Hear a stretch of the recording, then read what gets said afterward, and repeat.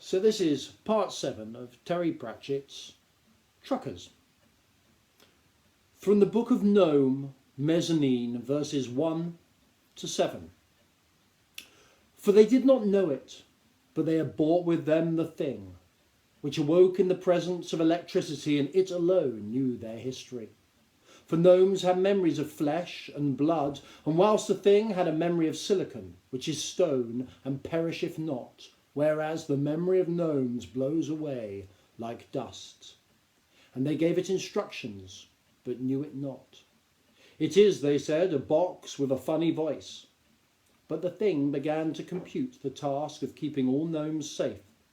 And the thing also began to compute the task of taking all gnomes home, all the way home. It was easy to get lost under the floor. It took no effort at all. It was a maze of walls and cables with drifts of dust away from the paths. In fact, as Torrit said, they weren't exactly lost, more mislaid. There were paths all over the place between the joists and the walls, but no indication of where they led to. Sometimes a gnome would hurry past on an errand of its own and pay them no attention. They dozed in an alcove formed by 2 huge wooden walls and wake up to light as dim as ever. There didn't seem to be any night or day in the store. It did seem noisier though. There was a distant, all-pervading hubbub. A few more lights were flashing on the thing, and it had grown a little cup-shaped smaller thing that went round and round very slowly. "Shall we look for the food hall again?" said Torrit, hopefully. "I think you have to be a member of a department," said Masculine, but it can't be the only place with food, can it?" "It wasn't as noisy as this when we came here," said Granny. "What a din!" Masculine looked around. There was a space between the woodwork and a distant gleam of very bright light. He edged towards it and stuck his eye to the crack. "Oh," he said weakly. "What is it?" Grimmer called out. "It's humans. More humans than you've ever seen before." The crack was where the ceiling joined the wall of a room nearly as big as the lorry lest, and it was indeed full of humans. The store had opened.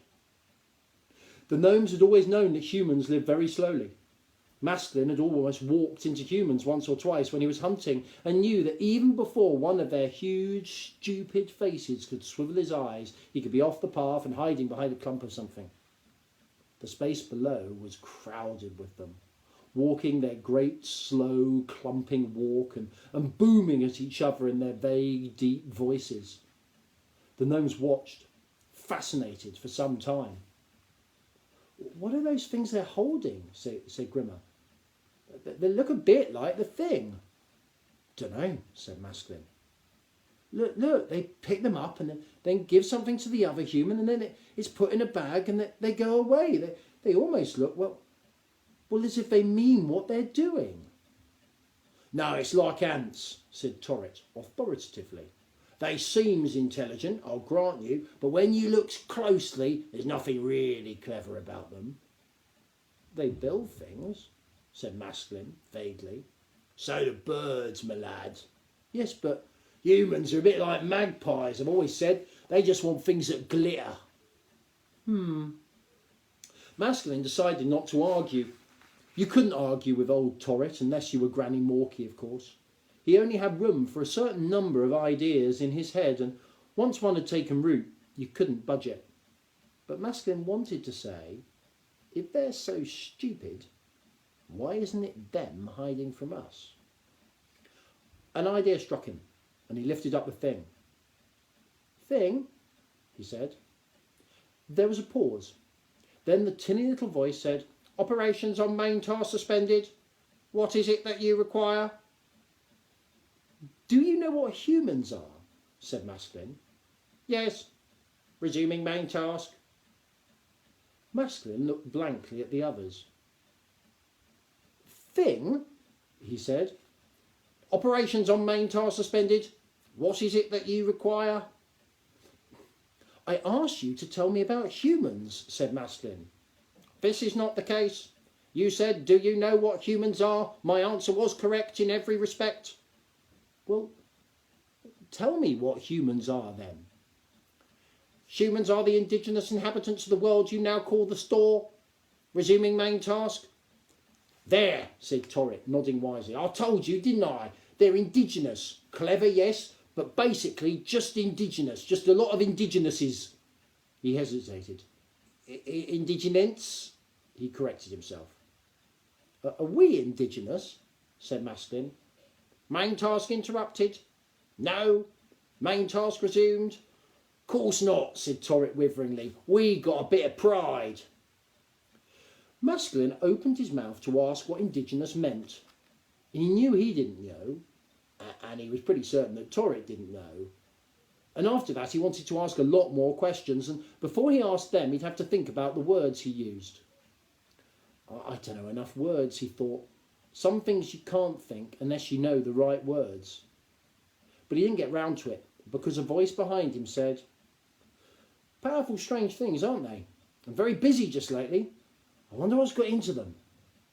It was an elderly, rather stocky gnome, and drably dressed, which was unusual in the store. Most of his clothing was a huge apron, its pockets bulging mysteriously. Have you been spying on us? Said Granny Morky. The stranger gave a shrug. I usually come here to watch humans, he said. It's a good spot. There isn't usually anyone else here. What department are you? We haven't got one, said Maskin. We're just people, said Granny. Not indigenous either, Torrit added quickly. The stranger grinned and slid off the wooden beam he'd been sitting on. Fancy that, he said. You must be these new things I've heard about. Outsiders. He held out his hand. Masculine looked at it cautiously. Yes, he said politely. The stranger sighed. You're supposed to shake it, he said. I am? Why? It is traditional. My name's Dorcas de Ilketessen. The stranger gave Masculine a lopsided grin. Do you know yours? He said. Masculine ignored this. What do you mean you watch humans? He said. I watch humans, study them, you know. It's what I do. You can learn a lot about the future by watching humans. A bit like the weather, you mean? Said Masculine. Weather, of course weather. The gnome grinned powerfully. You know all about the weather. Powerful stuff, weather. You've heard of it, said Masculine. Only the old stories. Dorcas looked himself up and down.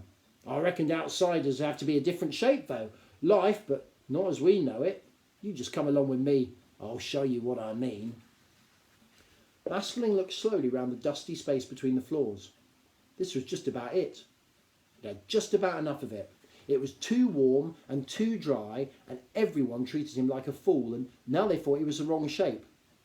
Well, he began, and under his arm the thing said, We need this person. My word, said Dorcas. What a tiny radio. They get smaller all the time, don't they?